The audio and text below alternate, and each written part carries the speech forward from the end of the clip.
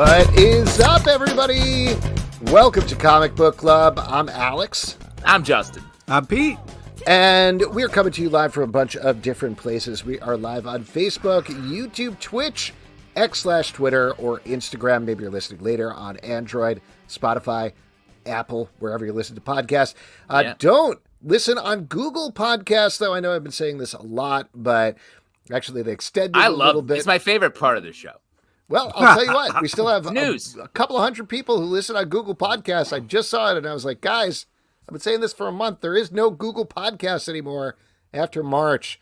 If you're listening on Google Podcasts, listen literally anywhere. What do you want them to do? Unsubscribe? You know what I mean? Like, let them stay locked in. No, they don't have to. There's a button you can press. It transfers it over to YouTube Music, everybody's favorite platform for music. Yes, exactly. Yeah, a lot it's of very people listen to complicated. podcasts on obvious. YouTube. Yeah, exactly. I'm always listening to podcasts. I mean, actually, some people do listen to our podcasts on YouTube.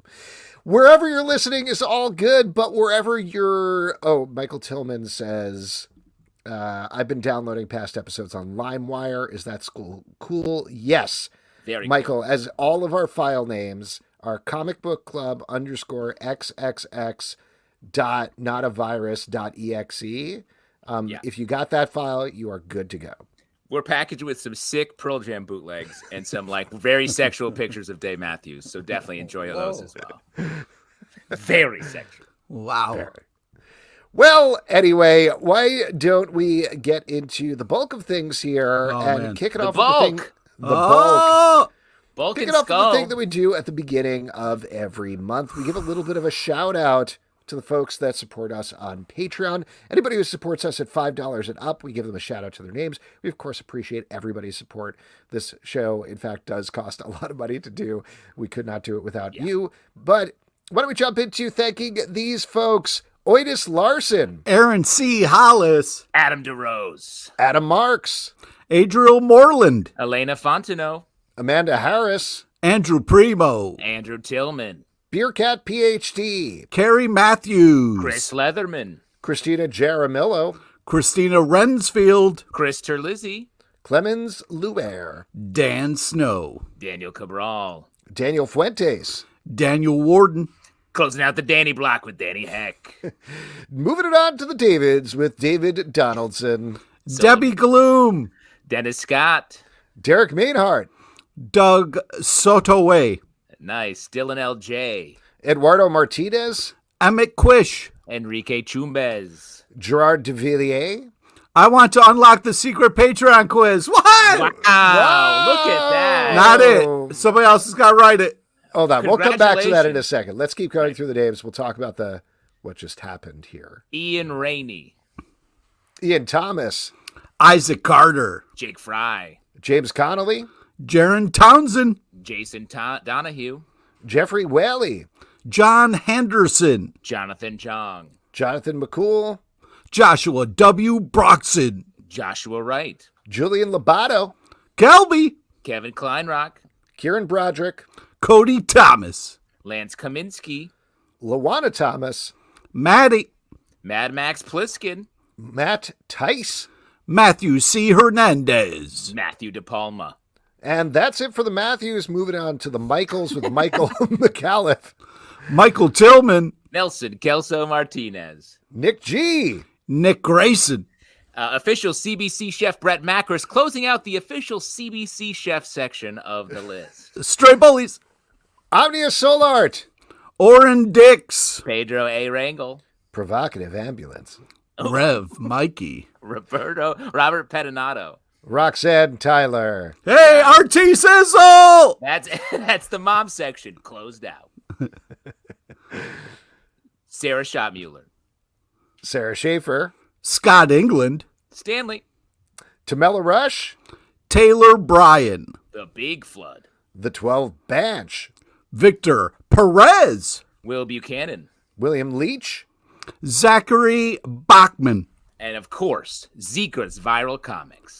Woo. Again, thank you everybody who supports us. Patreon.com/Comic Book Club. It's as low as $2 a month. And not only do you get access to our Patreon Slack, you also get so many podcasts. You get a podcast going all the way back to 2011, a lot of them that are not available on the services that we mentioned earlier in the show, and they're not going to be available on Google Podcasts by the end of March because that's going away at all. Yes. So wow, that's patreon.com. a real hobby horse. So what you're saying is stay on Google Podcasts for as long as you can, is what you're saying. No, that's not what I'm saying. Oh, by the way, we got a comment here from Facebook. Dean Delp says, I'm on break at work right now, just dropping Dean. in to say I love you guys. Oh, Dean Delp. We love you too. And we got a question here from Michael Tillman. Can we do next month's Patreon subscriber reception in a sweater weather style? Nope. Justin, Yes, you you think can. you could do that? Hell yeah. It's like how you said, provocative ambulance. Pretty much. You know I love sweater weather. And honestly, sweater weather season is over. So put Yes. away your sweaters over? and your little teeny swimsuits. It's not over yet. It's not over yet. So the unlock the secret Patreon. quiz. yes.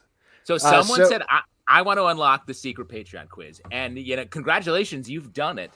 All you have to do is reveal yourself. And then next month, we will have a special secret Patreon quiz when we do the names next time. So whoever made that their name, make yourself known by emailing us or doing Alex's bidding and getting off Google Podcasts. And then we'll get to it. Yeah. Hop on one of the shows, make yourself known, just say what's up, and we'll take it from there. Yes. Now, I've got some news for you all out there. So Josie Campbell was supposed to be our guest this evening. I know. We were, I don't know if you could tell, we were vamping a little bit here because unfortunately, wherever Josie Campbell lives, her power went out. And she was trying to get it back on and has just heard from the power company that apparently they're not going to have power until 8 or 9 o'clock our time tonight. Imagine, I don't know where she lives, but imagine calling the power company directly. Their phone's got to be ringing off the hook wherever she is. Yeah. Or maybe she just lives in an area where it's like one power plant and just her. And the guy's like, hello. Yeah. Josie, Also, we need to talk. Hello? We need to talk about who hates us, where they're shutting off the power just when we're doing the show. This is the third time in a row this has happened, something like that. So, Well, we've had a couple, issues with the infrastructure. Mhm. And, whether it's wind in California, power. When you say infrastructure, we got a drink. That's what just happened there. I know, that was and very just to mention, weird. there was also Jerry Dugan, the infrastructure in his ear that got an ear infection. That's right. Well, anyway, This is our time to reconnect. That we're circling the wagons. We're gathering together and really connecting. Last week, we knew about this in advance. 1,000 so points we of were lie. able to prepare a quiz. This week, we found out about it when Alex just said that.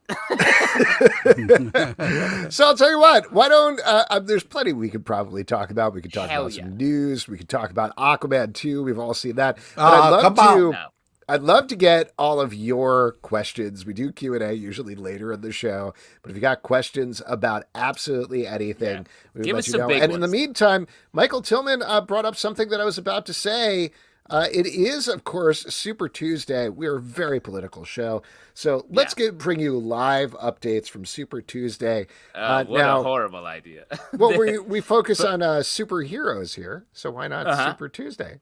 That's nice. Well, we don't this, do this. This Tuesday was bitten by a radioactive ballot box. And We don't has do become this. super. Yeah. Look, Pete's getting nervous. Yeah, I don't want to do this. First, this is from the New York Times. First polls close as 15 states vote to set stage for November. Oh, my God. Wow. Now, Alex, actually, I'm with Pete. geez. We can't do this. Yeah. You got to get it. Stop. No, that was it. I was just, my bit was I was going to have a reaction and then I'm done. Nice, good. Well, listen, we got a question here already. Thank you. Edward Doherty says, who will Henry Cavill play in the MCU and who should he play considering he's a little older now? That's I can throw out the rumors that have been going around. First of all, the Vulture. Yes, older. the Vulture, because he's decrepit. He's the oldest. Silvermane, Yeah, but I mean- that's another one. He could be a Silvermane. Oh yeah, that's fun. Just the head kicking around. Silver Samurai. That's, Yep. no, that's- Sure, the older version, I guess. You could play. Well, so here's the thing. First of all, it's a rumor completely that Henry Cavill is joining the MCU. There's been no confirmation of that. Might just be fan stuff. Might just be scooper stuff. The further rumor, though, is that I don't know if this is people want him to play this or think he's playing this or what's going on here, but they've said Cyclops, and I don't know why you would be like, first X-Men we gotta get on the board. We gotta cast Cyclops. Well, Why? I mean, I know it's not a bad choice. I know we're all post Cyclops as a group here and the comic book community, but I think the X-Men fans at large are like, Cyclops, he's an OG. He has to be in there. You can't just come out with an X-Men movie that doesn't have a Cyclops. And But Henry Cavill? Henry I'm not Cavill is Oh, wait, saying wait, necessarily. wait. Just back I'm up the going to truck. bat for Cyclops. No. I would be first guy in line if you told me that there was an X-Men movie without Cyclops in it. I'd buy 2 tickets. That's how they're marketing it. Not as MCU X-Men movie, but like great news. This is the first X-Men movie that does not have Cyclops in it. Pete. Pete. It would be glorious. I mean, now that's micro targeting. They need success so hard here that they're going to be like, okay, what does Pete want? No Cyclops. Okay, just tell him he's not going to be in the first 10 minutes. Okay, Alex, what does he want? Cypher? Oh no. Okay, how about we add Cypher at the end? He can read the credits. Perfect. Okay, what does Justin want? His X-Men draft team to be the new X-Men team? Okay, that's perfect. That's easy. That's what we're going to do anyway. That's perfect. Okay, I feel like a little bias is sneaking its way in by here. the way, did Yeah. we get news last week? We didn't talk about it on the show that one of the X-Men teams, led by Rogue, as I predicted. What? You didn't predict that. We did a I said my fantasy X- draft. In my X-Men draft, It was a fantasy draft, Yeah, dude. you didn't. and my what? fantasy's a reality. I Whoa, picked dude. Rogue as my team leader, and then that's what's coming up. Wow. Cool. And who else was on that team? Because on her team is Gambit and Nightcrawler and Wolverine. You had all 3 of those as well, right? I didn't. I'm not saying I Nah, called there we go. the Oh, ball. really? Falls apart. Oh, Falls apart okay. pretty quick after that. Interesting. The other thing I would throw out for Henry Alberto Cavill, has I it, don't, right? Havoc. I don't think this is a good choice at all, and Pete's going to get mad about this. But Wolverine, I mean, I don't know Wolverine. Henry Cavill is Wolverine, is what I'm saying. Like, what do you think of that pick, Pete? Well, How they tall is shot it like he's, 5'3". You know what I mean? If they, he can be as tall as he is in real life, but if they tried Use to, Hobbit technology. yeah, exactly. You short him up a little bit. You know what I mean? Short Get him everybody else has some apple boxes. I think it would be great. Dig a little hole underneath. Yeah. Or you said put everyone else on apple boxes? Yeah. Whatever's easier. Do both. Yeah. Why- Double it's up. It's a Marvel production. They can afford to dig a hole and get apple boxes for everybody. Yeah. Wow. Who's the Union Cavill digger? Henry Cavill 6'1", Pete. That's rough, dude. That's rough. Too tall. Only from the back, you know what I'm talking about. Nope. What? Maybe they could dwarf him. Can I- He could dwarf. On his knees with shoes over his knees. Dorfarine. Can I talk about one of these questions here real quick? No, this is the only question we're going to talk about for the next Yeah. hour. Sure. So Michael Tillman says, you've discussed it before, but since Pete's been working on his comics, maybe it's relevant again. How do you organize your comics? It sounds like Pete does alphabetical. Why not chronological? Well, here's the thing, Michael Tillman, and thank you for asking. I did have chronological for most of my life, but then I had a scary fire and had to kind of like grab comics and run. And so I realized I don't actually, if it's chronological, it takes too long to figure out where a comic is, whereas alphabetical is quicker. So I was in love with the kind of high fidelity chronological. I have to remember what comic book club show we did when, and then what was the stack and pull from there. But it was just so much jumping hoops that I was just like, Wait, I need sorry. to be able to get Did stuff. you, when you were doing chronological, it was literally chronological by weeks, not chronological by like Avengers in number order? That's just chaos. Well, that's what alphabetical would be. It's not like Yeah. Avengers and then in number order. Right, but It's chronological is like The way that I would think about chronological is like Avengers 1 is in the back, Avengers 100 is in the front. No, that's just a different. That's not chronological. That'd be alphabetical. Chronological, I think, would be in weekly bunches. Like it would be like just chaos, which is what. Do you do it alphabetical by the number? So like 4 comes before 100. Yo, what? No. What brain are we in? Yeah. I thought this would be a fun question, but congratulations, Elvin. You've turned it into a nightmare. This would be a fun question. How does Pete keep his comics in giant boxes right behind him? Yeah. There you go. Pete, so what box? So in this fire situation, Right. perhaps a future hypothetical situation, what letter box are you grabbing? P, W? No, I'm grabbing these two. These are kind of my oldest. So I now have I have everything alphabetical, and then I have 2 boxes just like my old stuff. So in case of emergency, I can kind of grab them and run. That's great. That is great. It's very strange we're having this conversation at dinner. My family was like, what happens if our house is on fire? And then everyone was saying what they grab. And I was like, I'll have time to grab all my comics. You know, what's interesting is when you're sitting outside of your apartment building and everybody is kind of sitting there and they're holding their families and loved ones, and you realize all that you care about is the 2 boxes of comics that you have in front of you. That was a pretty gnarly moment. You're carefully hugging them in their bags and boards, though, right? Always. Not pressing them against your skin. Do you ever do skin to cover contact when you get a new comic? Just like lay it on your, like a brand new baby? Respect the art like that. Yeah, when the firemen got there, were you like, my baby's inside? And don't get me started about the firemen, dude. They were like, they were there's fucking no baby walking. inside. You're like, oh, I'm there sorry. Was no I meant hustle. My copy of Wolverine #1. You were over there yelling at the firemen to hustle up? Dude, the firemen were acting like there was nothing going on. There was no, power walking or urgency. It was like the 18th fire they dealt with that day, and they couldn't give a fuck, man. Well, yeah. After the 9th one, the 10th is free. So that's, and I think they considered your comics less of a priority, perhaps. Joshua Wright says, my daughter does all-star cheerleading. Which superheroes would be on your cheer squad? Great Dazzler. question. Dazzler. Same, Pete. Ooh, Same. Good pick. I mean, when you finish your routine, and she hits the fireworks, I mean, that's just going to be a nice. Yeah. I feel like Boom Jubilee Boom too. Yeah, Jubilee. we're all in the same genre. We're right here. in the same neighborhood. I mean, let's not forget Psylocke. Stiltman. Stiltman. Wow. Some Top of real the aerial pyramid stuff. end. Yeah. Oh, wow. Yeah. I feel like if we were going over to DC, Ice would do it. Fire would probably begrudgingly do it since Ice was doing it, but she wouldn't want to. I mean, Booster Gold feels like he's got the energy. Oh, yeah. Oh, man, does he? He is 100% the one guy on the cheerleading squad. I like that Edward Doherty in the comments is literally right. He's like 1 second behind saying all the same things. He writes Ed Dazzler, Jubilee, shit. Wait, we're going to go back to comic boxes. Billy Coyle wants to know, do you guys use any of the plastic comic boxes? I've slowly started switching. Ooh, that's that was a interesting. thing. I've never even seen those either. What do they look like? Oh, yeah. I'll show you right here. Wait, you have Of one? course. Pete's cutting edge.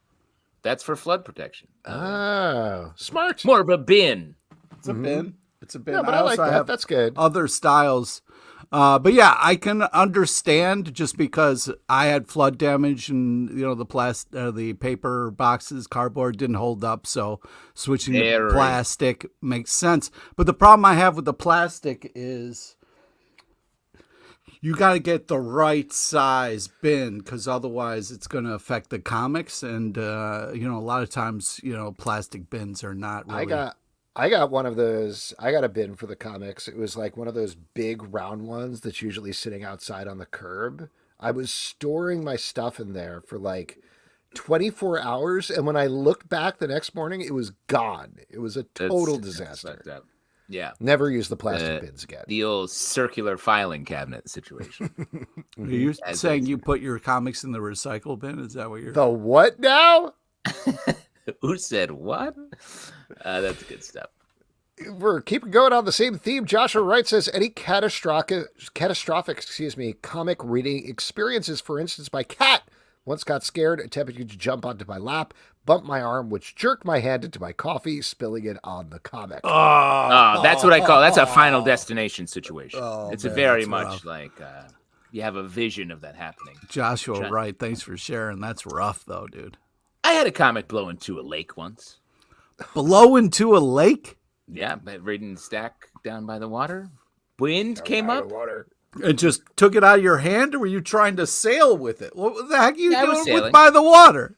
I was out on a jet ski. I was standing on a jet ski, reading comics, holding a beer, smoking a joint. I was large, you were on my the top guy. of a jet ski triangle, if I remember correctly. That's right. Yes, me, Stiltman. I was cheering on the Booster gang. Gold? Yeah, Did the fonts go by? yeah. Sorry, who's that?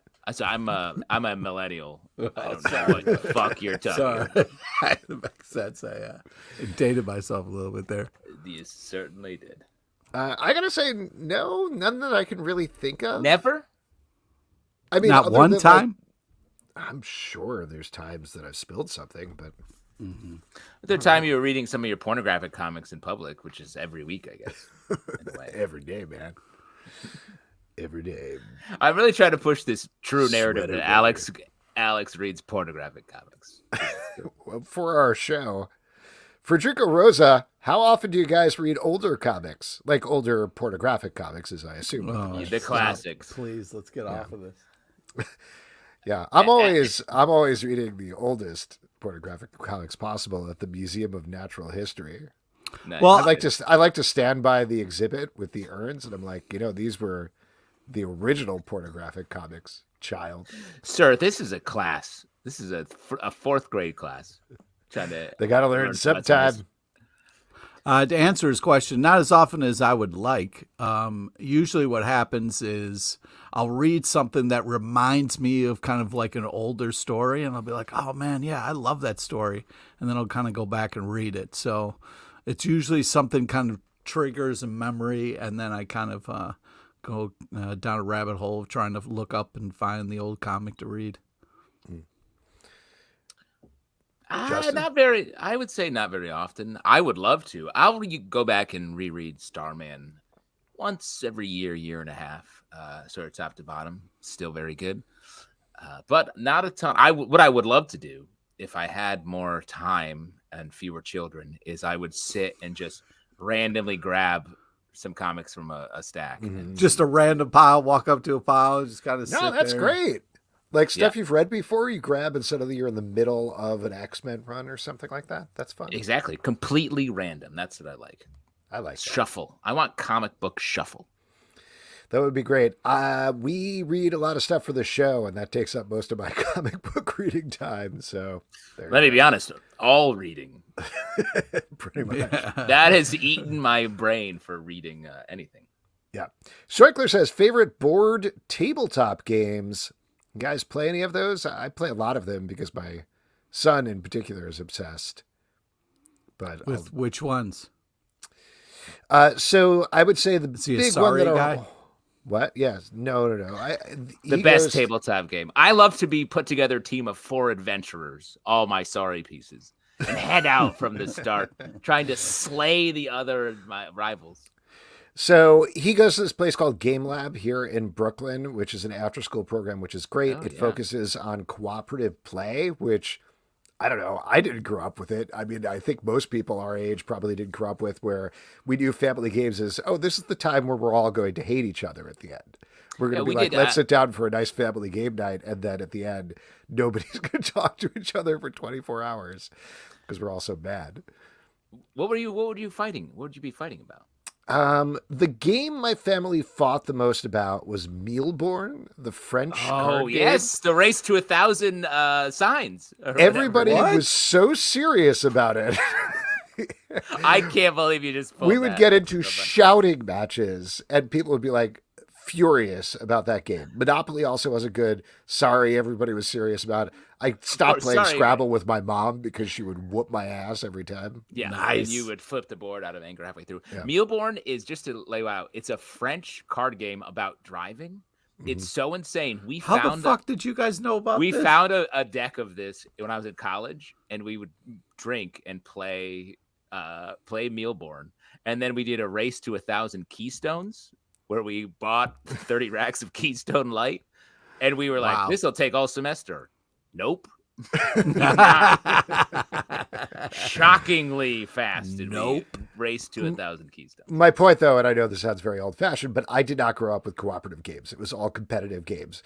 Cooperative games, playing with the family, it is so much better. Just everybody working towards common goals. We still play some competitive games, but they're so far beyond the games we were playing as kids, and I love it. The one that we actually like the best as my family, which is competitive, is there's a series of game called Villainous by a brand called Ravensburger. It started as Disney stuff. Ravensburger? Yeah. No. So it started as Disney games, then they've expanded into Marvel type and then Star Wars type, and it's basically Ravensburger. You're a villain, and you each have a goal. So, like, I'm Cruella, and I need to capture 100 puppies. Coats. That's my goal. I'm kind of monster. playing my own game over here, but everybody else at the same time is also villains. They're trying to win their game before I win my game, but also they can stop me in various ways. So it's by saving the puppies, you monster. Yeah, or like throwing heroes at you or throwing other obstacles in your way, things like that. Like Pongo and Purdy, who shut that very shit down. fun. They're extremely well-designed games, and the thing that I like about them is every single time we've played, somebody wins, and at least one other person was like, I was in one move of winning, you know? And this is a good game. It's fun.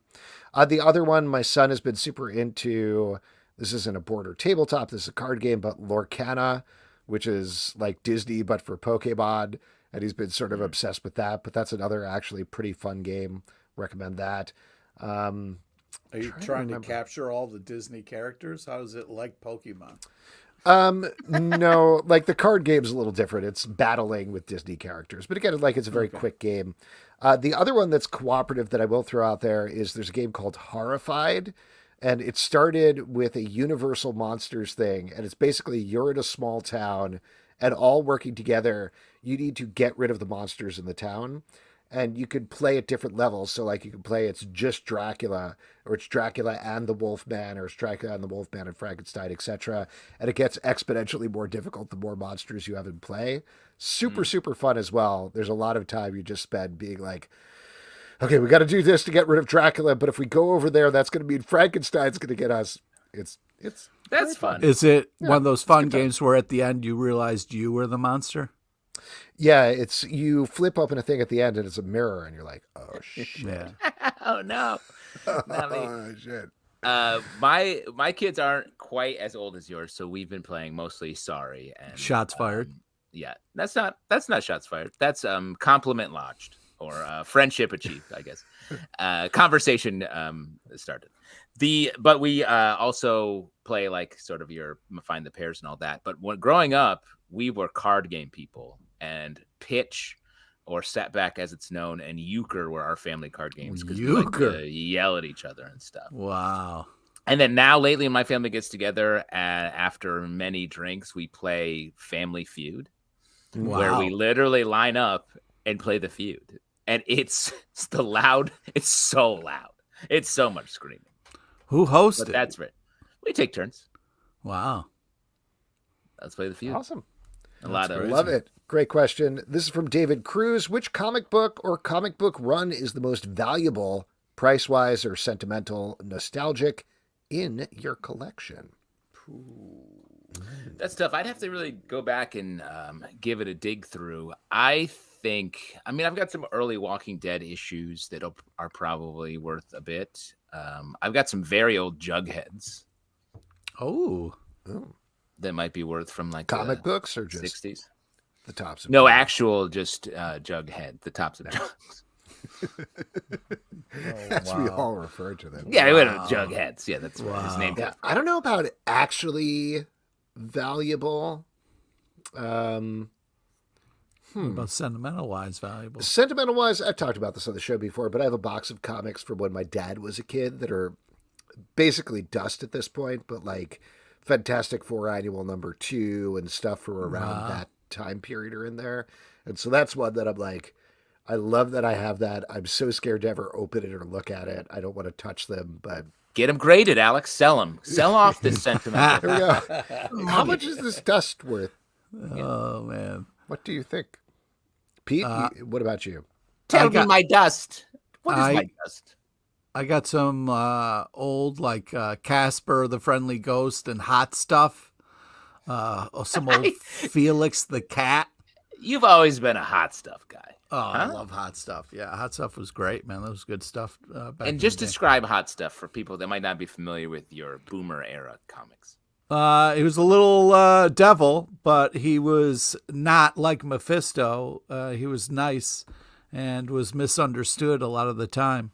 But yeah, he just kind of walked around having fun adventures. He would put marriages back together. Yeah, exactly. He would save relationships, as we all should be doing. That's why you love rom-coms. Yeah, I mean, I would say I got some old G.I. Joe, Larry Hama stuff. I got some old Wolverine, not surprisingly, some old Punisher stuff, and then the entire collection of Teenage Mutant Ninja Turtles, Eastman and Laird. Awesome. All right. Let me just tell this story. One of my more valuable personally things, I've never priced it, but I used to work at this restaurant, and Paul Pope, the artist, would his work was at this gallery next door, and he would come in for lunch. And finally, I talked to him and started talking about comics, and we had brown paper mats, and he got out his brush pen. He was like, "Name a villain." And so I was like, "Oh, give me a second." And I walked in the back, and I was like, "What do I say? What could I possibly say?" And I weirdly said the Minotaur, and he drew this sick Minotaur piece with Theseus slaying him that I have framed, and that's like one of my favorite things. Wow. I would say one of the most valuable things in my collection is my 2 beautiful children and the love that I have for my wife. Nice. And you have them in Mylar bags, right? No, I keep them in a plastic bin. I had them originally in cardboard. You should get it graded. Yeah. You should. And next morning they were gone. This is from Billy. You guys are clearly comic nerds. Any D&D? I think the answer I can answer for all 3 of us. Not really, but we did a D&D podcast once, right? Yeah, we did. Or it wasn't D&D. It was another role-playing game. Yeah, it wasn't specifically. It was just like sort of a roll your own. Choose your own adventure game type of. Yep.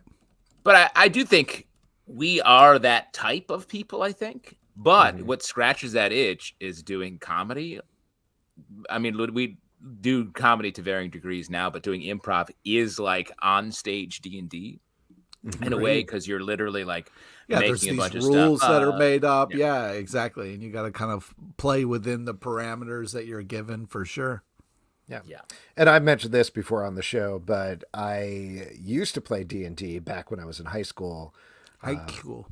By myself. Yes, the coolest way to do it. Describe how that was. Well, when I was supposed to be doing my homework and it was done, after I had, on the lowest volume, watched usually, I guess, like Tiny Toons and Animaniacs back to back. The lowest volume. The lowest volume, because I didn't want anybody to know I was watching TV. I would watch it on motherfucker. the one volume with my ear to the speaker on the side of my tiny TV, so that nobody would find out. That's some old timey shit to me. It really was.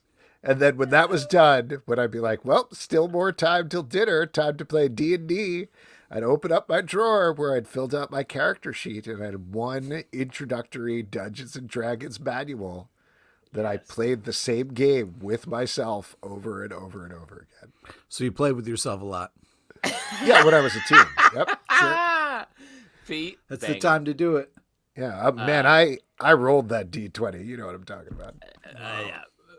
Yeah, you got to let that breathe a little. You brought this on yourself, Pete. Yeah, I don't know why I started this. I liked it. That was a good joke, and that was Pete's. That was +5 for jerking off jokes. Right? Oh boy, I don't know about that. From Scheuchler, have comics ever sent you on a deep dive into some subject you hadn't known about before? Infinity Gems. You didn't know about those? Really? You As a didn't know kid, when I about read them, I them? was like, these things seem interesting. Yeah. I don't know. We had studied those in school by the point that the Infinity Gauntlet came along. The only thing that was surprising to me is we had it on, we just called it a glove, but like they called it a gauntlet. And I was like, Yeah. Different cultures have different names for it. No, I've never been curious about anything. Oh, wow. Yes, that shows. I mean, of course. I mean, it's hard to, it's less, I feel like less often superhero comics because they are often dealing in continuing worlds. But one-off or creator-owned series, things that are limited, I think that's when you can be like, oh, what is this about? And then I've sort of gone, there was this comic called, I think, The Infinite Vacation about multiverse. And it was about like how in this universe you could go on vacation sort of into another version of yourself or into a world where yourself was missing so you could fill in the gap. And that got me into sort of a little bit of the science, the physics around the multiverse theory. And then I've since returned, now that multiverse is such a thing, I'm like recommending that book if you've never read it as a fun, interesting take on the multiverse. Cool. I would say that when Fable started to pop, I kind of learned about all this licensing rights and like how certain properties like come up every couple of years, and like the other side of the business. That book really kind of launched me into this whole thing of like, oh shit. They're not coming out with Batman movies every couple of years because they want to. They don't want to lose the licensing and all this other kind of stuff. So I don't know. It sent me down a kind of interesting Hollywood peek baby. behind the curtain. Yeah, in a way that I didn't know about before for sure.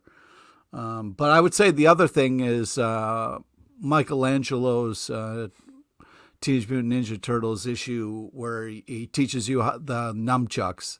That changed my life. I think they're called stunchucks. Nunchakus is the actual. Wait, this is. I let Michelangelo taught you about nunchucks. Taught me how to use them, man. And you went and bought a pair. Yeah, Or I got a the set. comic, then I got the chucks, and then all I did was just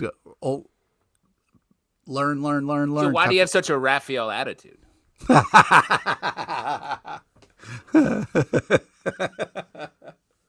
You got me there. Cool but rude. Edward Doherty says the Minotaur story. Show us the drawing already. Yeah. We'll find it. I'll go grab it. I've never shown it. I think. Right. I've never seen it. I don't think so. I've known you I've for only years. What if it's All right. absolute? I would love garbage? to That see would be- Yeah, it might be. I would love to see Yeah, it. it might be shit. Okay, I'm gonna go find it. It's gonna take me a minute. So pretend my power's gone out. Oh, Okay. No problem. Great. I Sucks well, what I happened can to ask you Justin. something, Pete, which is very bad to ask you because I don't have all the information here. But I saw somebody posted a thread. I do not remember which social media it was on at this point because there's so many of them. But they were saying that their hottest TMNT take was that the Teenage Mutant Ninja Turtles have the wrong names for the artists that they're in relationship to. And I wanted to see what you thought about that. I've heard this before. Yeah. And what do you think about it, Pete? I mean,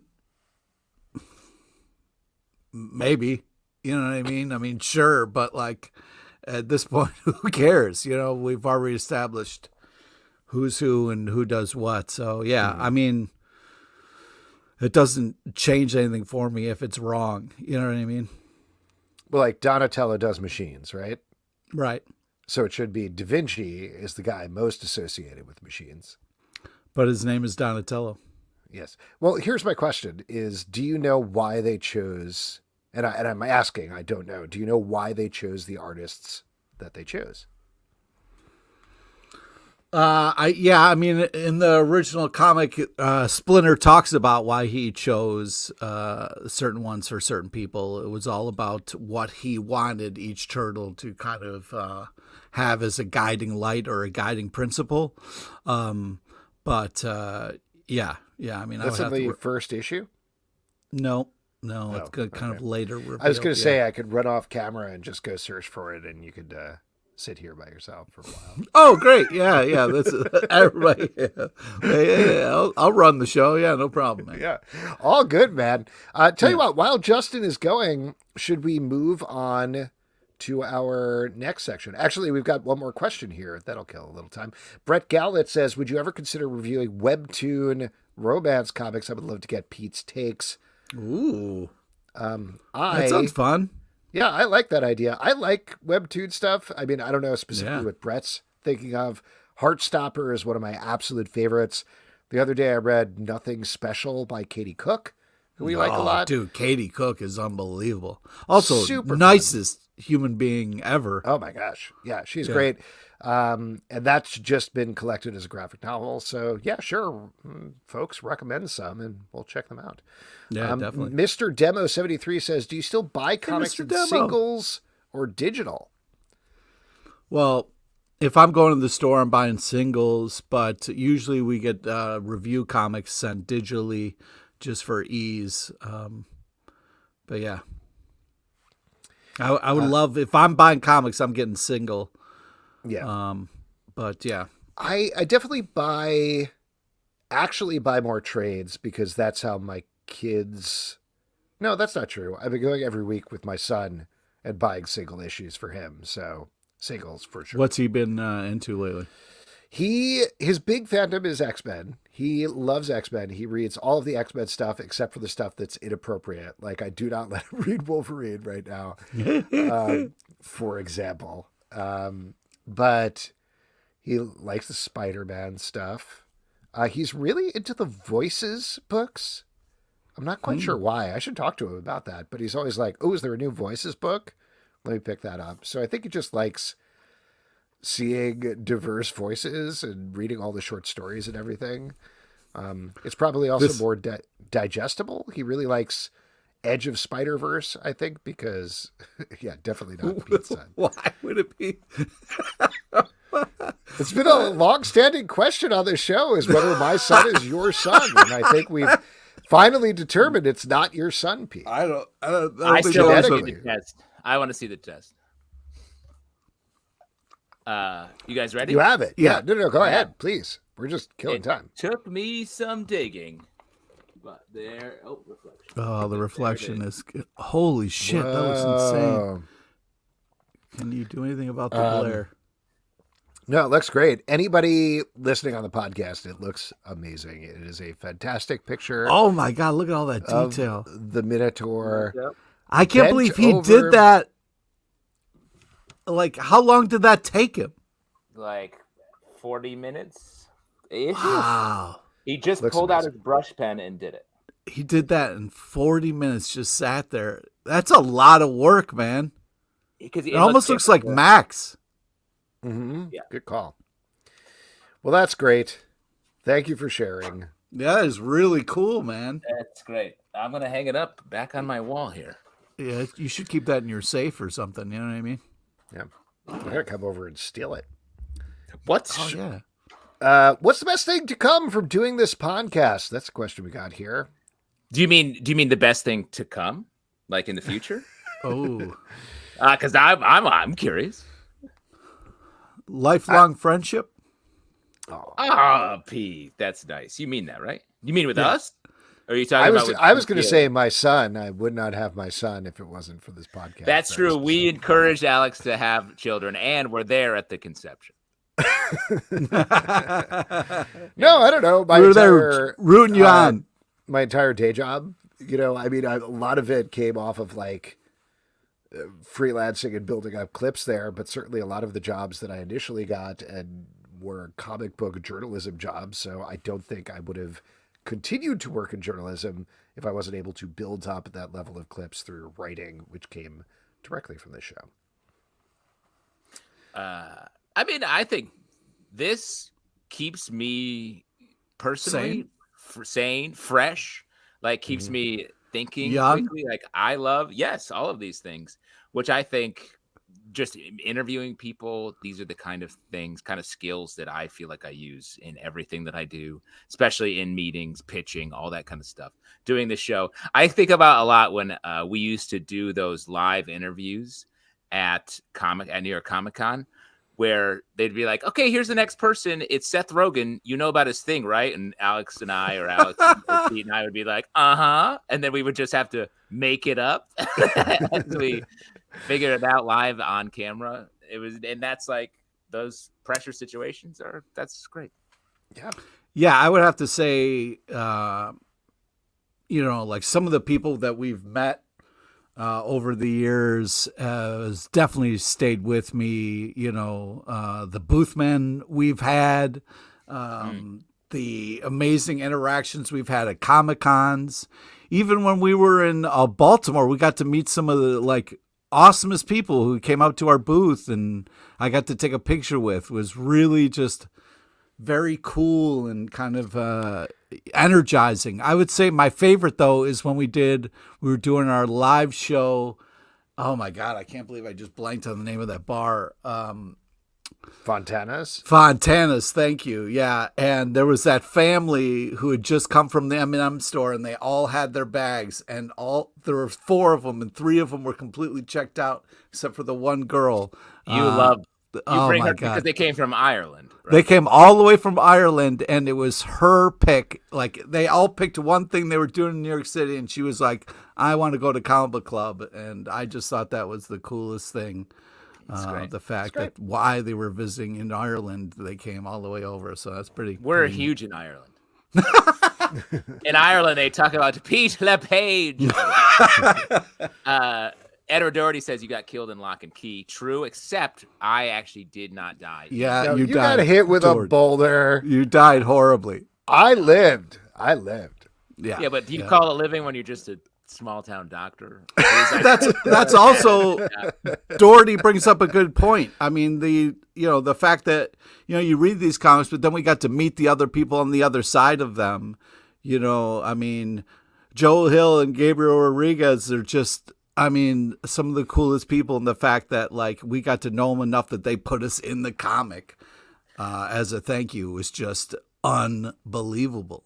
I mean, speaking earnestly, the fact that we started doing this just because we loved comics, and then have gone on to meet almost everyone that we could have thought of wanting to meet in our fan lives is insane. That's crazy. Yeah. And what do we dedicate that? What brought us to that? Just the commitment of doing this every week. Every week. We just keep doing it. We were good. We were early to this idea. We were early to the podcast game. But we just kept showing up and kept doing it even now. 18 years later, that's crazy. Woo! I mean, the pickle episode, running around interviewing people on the streets after Captain America died, crazy stuff.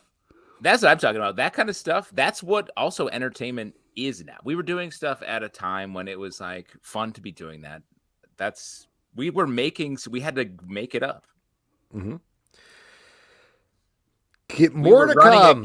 We were running a camera on 35th Street, eating pickles and saying what am I pickling up this week? I'm pickling up, and we were laughing our fucking asses. That's great. It still gets me. But just if anyone doesn't know, this is when we were working for a website. We were doing the Pulp Secret Report, which was a comic book news show that we did three times a week. And we sort of got to do whatever we wanted, and we did some straight up nonsense. A lot of it. Well, because here's the thing. There's not quite, I say this as somebody who currently is taping a comic book news podcast 5 days a week. When do you do that? When do you? Every day of the week, comic book club news. But there's not enough. There was not enough news at that point to do 3 days a week. And the schedule was we would come in the morning, put together the show, film the show, have it done by noon. Pete would input the footage while Justin and I went down to some food court and got lunch usually. Then I would come back, edit it, and then we'd have it posted at like 2 to 3 in the afternoon, something like that. Yep. So it was a pretty quick turnaround, particularly for like the tech of the time and everything. Well, and then So- in the afternoon while you were doing that, I was like doing some other weird, like figuring out the next weird, because that's when we got into the afternoon. It was like, let's do something where we kiss a stranger at a Spider-Man trapeze. Oh, Dude, that's you right. almost fell in love, bro. Yeah, Wow. What could have been? Past lives, Yeah. past lives. true. Frederico wants to know, did Alex watch X-Men 92 to watch the new one? Nope. Joshua Wright. I just started watching. I don't know if I'm gonna get to all of them, but it's on when I'm sitting in front of the TV. So Joshua, I do actually want to watch it at some point, but I don't know. We'll see what happens. Joshua Wright says, how do you pick comics for the stack? So all of them? all of them. First of all of them, and then we're done. No, Alex does a great job curating this, to give credit where credit's due. Thank you. And it's very time consuming, but I assume you just pick why don't you say, but you pick the interesting stuff. Yeah, I mean, in full disclosure, like we get most of the stuff from most of the major publishers. So a lot of it is going through kind of in order. Like I go down in order of my email just for sanity's sake. And I'm like, okay, here's what Dark Horse has this week. Is there a new number one? If there's a new number one, I'm more likely to throw it in the stack. If it's the second issue of a title we liked, of course, I'm going to throw it in the stack so we can follow up on it. If it's the second issue of a title that we were kind of mixed about, I might still throw it on anyway, just to be like, does this have an upturn? Is this something we like more that we actually want to follow or that we felt mixed about? Is there more conversation to have? Yeah. That said, if it's an issue we absolutely hated for the first issue, I probably won't do the second issue of it. So that's sort of like the first criteria that's going on there. And then the other criteria is this something that feels important to talk about? And I think, frankly, for the most part, that comes from like DC or Marvel. I think the Energon universe kicks up there a little bit now because that's so big. That's something that I think even even if we were like, we don't like Duke and Cobra Commander, I would probably still throw this on there because they're big conversational topics and there's things that are worth saying. And then sometimes a title will go off the stack just frankly because we're saying the same things every single time. Like we get to the review and we're like, we love this. This is good stuff. And I just don't think that's compelling on a podcast. So at a certain point that might get phased out. There's exceptions. I think, frankly, books like Radiant Black. Yeah, like books like Radiant Black or Ice Cream Man, I think are consistently good all the time, but maybe I'm wrong, but I think all three of us like reading them and we're interested in them. So it's worth throwing out there to follow and talk about, even when absolutely every issue isn't like, we have something revelatory to say about this. Well, and also, like, I feel like every episode is someone's first episode that they're listening to. And so to be able to say, like, hey, this is a comic we stand by every time we get it on our hands, I think is important to say. For those, and it's not a ton. There are only a few that we love that hard.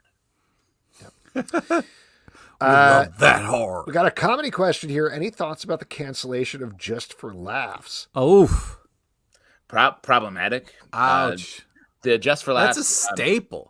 Just for Laughs Festival in Montreal and in other places is a big event. It's where often it's where the sort of gatekeepers all go and find talent. It's where often the last round of talks with who's going to be on SNL next season is happening. It's a huge thing. A lot of comics go through the New Faces program and get picked out to find a lot of great opportunities for them, both stand-up, sketch, improv, and less so improv, but characters. And they declared bankruptcy.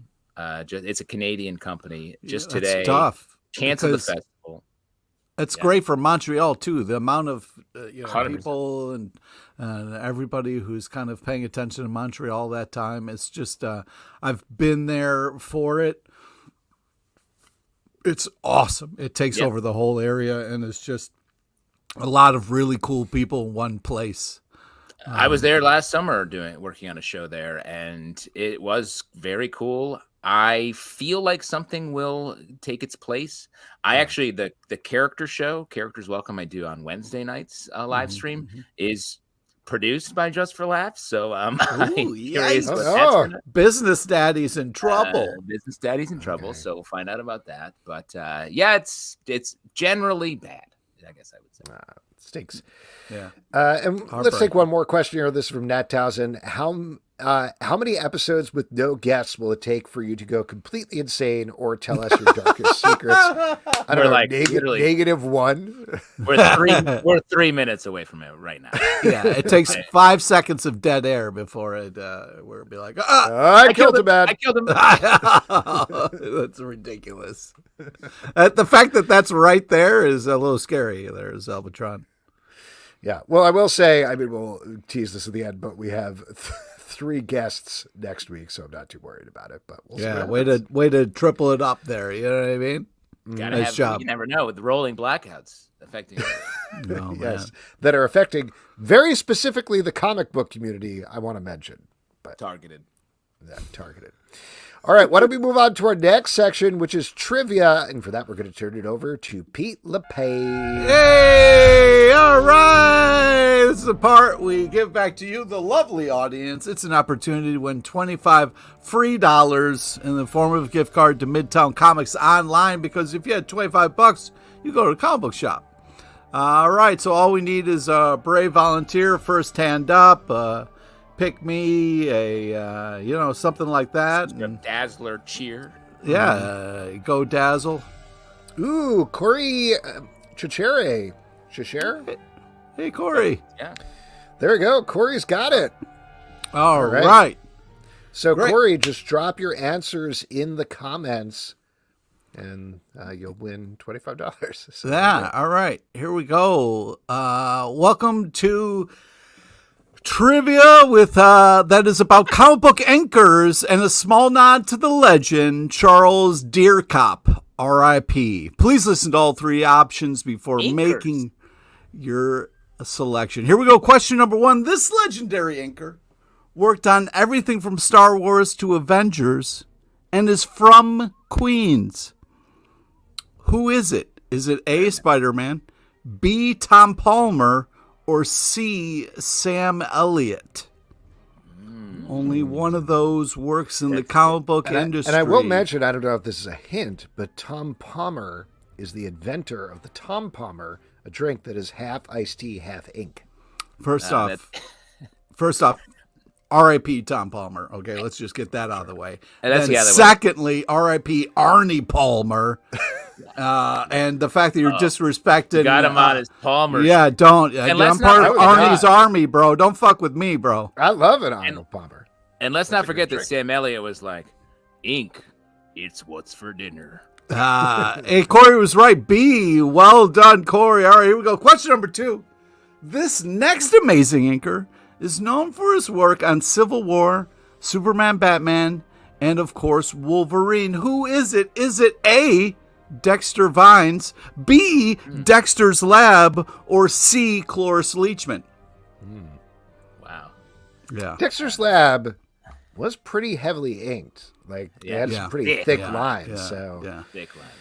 could be B. Oh, Corey says A. Is A it is correct. Yeah. Shout outs Dexter to Dee Dee. Vines. All right. Dexter Vines, a friend of the show. Omelette du fromage. I got Salvin on that. All right, here we go. Question number 3. This amazing inker is known for Wonder Woman, Robin, and Titans. Who is it? Is it A, Nicola Scott, B, a bag of reefer, or C, Don Kiefer? Bag of reefer. I'll Kiefer. take I'd a bag trust of reefer bag for of reefer to $500, do Alex. anything. A? Is A it is correct. Oh, Wow. $25 free. Congratulations, Corey. Shoot us an email at comicbookclublive@gmail.com, and we will get you your gift certificate to Midtown Comics. Pete, what was the secret movie you were? Yeah, secret Cloris movie. Leachman banger that you're talking Yes, my mom's second favorite movie, first favorite, of course, being Die Hard. I'm talking about the 1969 banger, Butch Cassidy and the Sundance Kid. Yeah. Oh, good. Schroykler in the comments, raindrops kept falling on my head today, which is a reference to that movie, but also a reference to New York weather. Ooh. Very rainy here today. Or Seattle, or There's a lot of But places. I'll tell you what, still going to make it to the comic book store tomorrow for New Comic Book Day. What Yeah, you are should. you guys going to be picking up? What are you looking forward to that is coming out in stores? Ooh, Pete, pick me. would you like Pick to, me. Yeah, you go first. Oh, great. Ultimate X-Men #1 and the knew you were gonna sensational She-Hulk #6. Great. Come on! Wow. Lots to there's a lot. I mean, and you want to talk about sensational She-Hulk for a second, Pete. You're the #1 rom-com guy. That's right. And what is that comic but the #1 rom-com comic? I mean, it gets you in the feels all the time. It's one of those will they, won't they that you're so rooting for, you're so invested in. They get a little vacation time, I've heard, because it doesn't come Who'd out you hear until that from? tomorrow. Yeah. that? Scuttlebutt around the way. Rump. And Ultimate X-Men is by Peach Momoko, so Come on, Yes. the Peach. pretty exciting. Justin, what about you? What are you looking for? Miss Peaches. I got to shout out a couple books. Love Everlasting _13. This book has Oh, been man. such a ride. It really started as a romance comic. Then it started to deviate from the genre, and now it's become just this super compelling mystery of what world are we in. Really enjoying that. Crave #4 from Image Comics also.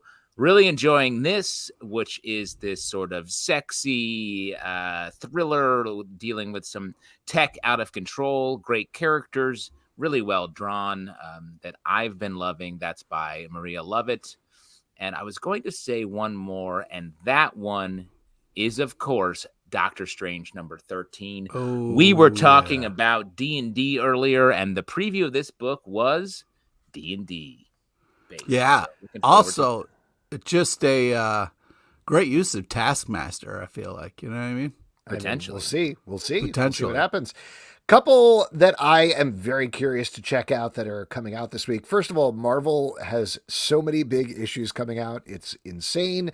But you mentioned Ultimate X-Men. The other one that I'm did. just really curious about is What If Aliens #1, which is inspired and written partially by Paul Reiser about his Paul characters in Aliens. Reiser! We in here! Reisers. Paul Rough Reiser! We ain't going nowhere. Threadless Comic Book Club. Check out our Threadless shop for our Rough Riser shirts. That's not a joke. How did curious I about- Stack's forget- going to be fun. I forget why we made the Rough Risers the boys. t-shirt. The boys. He was The on boys. That's right. He was on the boys. But Paul it's Reiser. more apropos now than ever that we have a Paul Reiser written by and starring comic book in the stack. Also, very curious to check out TMNT, The Last Ronin 2 Re-Evolution Oh, #1, just because that first series has been such a blockbuster, how they will follow up on that. And Spectacular Spider-Man Spider-Man. #1. Spider-Man from Greg Weisman, who's been on a roll with the Gargoyles books, and Humberto Ramos on art. Teaming up Miles and Peter. Ramos. That should be cool. That feels like a sneaky hit. Greg Weisman hasn't done a ton of mainstream comic work, but man, Gargoyles is so good. I think he's a great writer. This is very good. There we go. All right, that is it for this week's show. We don't have to thank anybody, but we do hope Josie Campbell got her power on. I will plug, we should have mentioned this earlier, but I will plug I Heart Skull Crusher. Her book is coming out March 13th from Boom. And spoiler, it rules. Definitely It's really check it good. out. Hopefully Oh my we'll God. have her back on soon to actually talk about it, because I was very much looking forward to it. Yeah. But we do have a packed show next week of hopefully 3 people that will not all have their power knocked out. Jerry Dugan is actually going to be on to talk about X-Men and Darkroom. Megan Brennan is going to be here to talk about the new graphic novel Kira and the Maybe Space Princess. And Max Brallier is going to be here to talk about The Last Kids on Earth, his enormous hit series of graphic novels for kids, as well as the Netflix show. A couple of other things to plug. Comic Book Club news comes out every weekday. Morning Marvel. Every day. Marvel Vision, our Marvel podcast. We've got a recap of Madam Web, as well as some news stuff. Sons of Gun. Our DC podcast got news stuff. Patreon.com/comic book. Here. Yeah, we're going to talk about it shortly. We're going to talk about it. We've all seen Patreon.com/comic book club to support the show and all the shows we do. Don't forget to subscribe on Apple, Android, Spotify, or the app of your choice. At Comic Book Live on Twitter /X, Comic Book Club Live on Instagram and TikTok, comicbookclublive.com. For this podcast and many more, until next time, good night.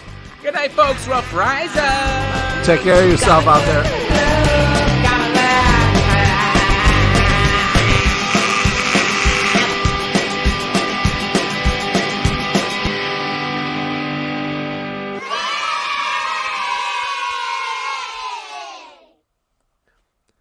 Thanks, everybody. Have a great night.